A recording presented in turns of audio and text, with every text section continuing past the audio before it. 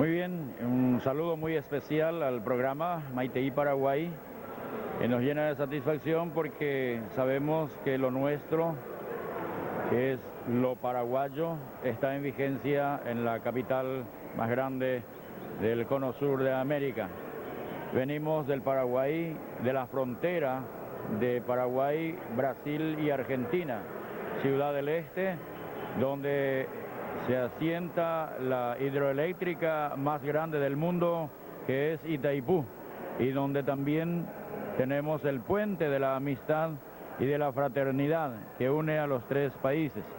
Hemos sido invitados por la embajada de nuestro país ante el gobierno de la República Argentina, por la doctora Leila Rachid Lichi, quien ha cursado esta invitación a los directivos de la Itaipú Binacional, y de esta forma nosotros, que conformamos una embajada artística bajo la tutela y los auspicios de la entidad binacional Itaipú, nos hemos trasladado a cumplir este compromiso tan lindo aquí en esta hermosa ciudad de Buenos Aires.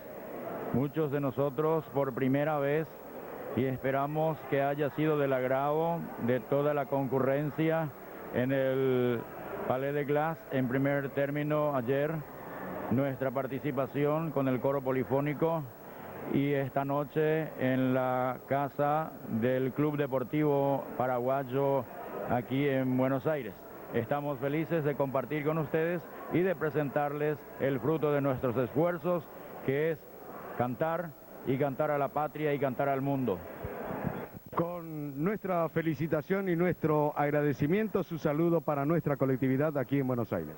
Nos sentimos realmente orgullosos de haber sido recibidos con tanta hospitalidad, como es realmente la característica del paraguayo de bien, y esos aplausos que nos han alimentado moralmente nos dan la motivación suficiente para continuar trabajando en bien de estos jóvenes, y eventualmente para que cuando nos inviten a venir a estos lugares podamos demostrarles lo que se cultiva en nuestra querida patria, el Paraguay.